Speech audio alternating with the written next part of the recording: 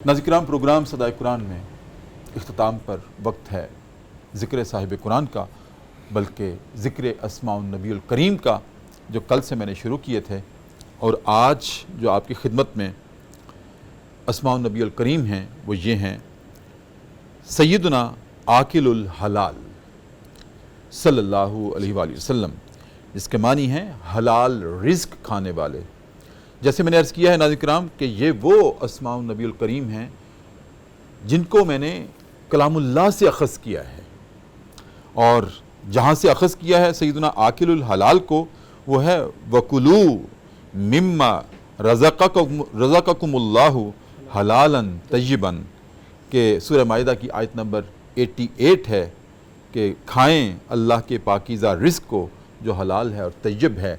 तो नबी करीम सल्लल्लाहु अलैहि वसल्लम ने भी अल्लाह के तय्यब और पाकीज़ा रिज़्क को जब खाया तो उनसे भी आपकी ये सिफ़त बनी, और उस सिफ़त से ये सिफ़ाती नाम बना सैयदना आकिलुल हलाल। फिर है नाज़रीन किराम सैयदना अल अकमलु सल्लल्लाहु अलैहि वसल्लम, सबसे ज़्यादा कामिल तरीन सिफ़ात में और ज़ात में। और इसका जो नाज़रीन किराम इस्तख़राज होता है कलामुल्लाह की सूरह माइदा है, आयत नंबर 3 है, अल यौम अकमलतु लकुम दीनकुम व अतममतु अलैकुम नेमती व रज़ीतु लकुमुल इस्लाम दीना। यहाँ से इसमें ग्रामी का इस्तख़राज होता है। और फिर नाज़रीन किराम सैयदना अल इमाम सल्लल्लाहु अलैहि वसल्लम, सूरह यासीन की आयत नंबर 12 से इसका अख़ज़ है। और फिर नाज़रीन किराम सैयदना अल आमिरु सल्लल्लाहु अलैहि वसल्लम, हुक्म देने वाले।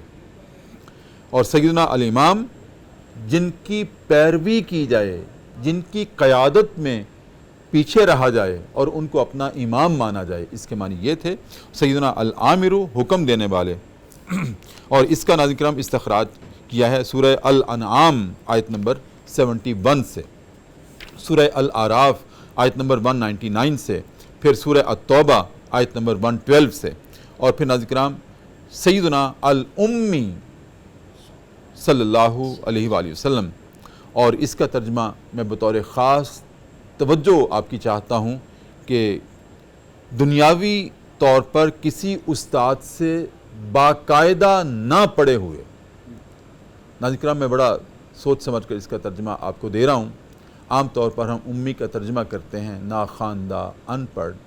किसी शख्स के लिए तो ये लफ्ज़ बोला जा सकता है अनपढ़, लेकिन नबी करीम सल्लल्लाहु अलैहि वसल्लम के साथ जब इसमें मुबारक की निस्बत हो जाए तो फिर तो वो हम अपनी ज़ुबान से अदा नहीं कर सकते नाख़्वानदा या अनपढ़, क्योंकि आप तो वो ज़ाते अक़दस हैं कि जिन पर इल्म को भी इकमाल नसीब किया गया, तकमील कर दी गई। अल्लाह रब्बुल इज़्ज़त ने अपनी तरफ से इल्म निछावर किया है आप पर, और इतना किया है, इतना किया है, इतना किया है, हमारी ना बसीरत में आ सकता है, ना बसारत में आ सकता है, ना हमारे फ़हम में आ सकता है, ना अदराक में आ सकता है। जितना अल्लाह रब्बुल इज़्ज़त ने आपको इल्म दिया, उम्मी होने के बावजूद आप मुअल्लिम इंसानियत हैं, और मुअल्लिम बनाया आपको। और नाज़रीन किराम, मेरा और आपका इल्म जो हासिल किया हुआ है वो एक उस्ताद से हासिल किया हुआ है, और जब मेरे सामने मेरे उस्ताद आएंगे फिर फ़ौक़ियत उनकी होगी, मैं उनके नीचे होऊंगा, वो मुझसे बरतर होंगे। तो अल्लाह रब्बुल इज़्ज़त ने चूँकि बादस खुदा बुज़ुर्ग तो ये किस्सा मुख्तसर अपनी ज़ात और नबी अक़दस सल्लल्लाहु अलैहि वसल्लम की ज़ात अक़दस के दरमियान किसी शख्स को नहीं लाना था। अगर लाया जाता तो रुतबा उसका ज़्यादा होना था, लिहाजा कोई शख्स नहीं है दरमियान में, अल्लाह की ज़ात है और आपकी ज़ात है। वो इल्म देने वाली थी और आप इल्म लेने वाले थे। नाज़रीन किराम, अल उम्मी, बाकायदा ना पढ़े हुए, लेकिन इतने पढ़े हुए कि मुअल्लिम इंसानियत बन गए। नाज़रीन किराम, इसका इस्तख़राज हम कर सकते हैं सूरह अल आराफ की आयत नंबर 157 से, फिर 158 से भी इसका इस्तख़राज होता है कलामुल्लाह की सूरह अल आराफ में से।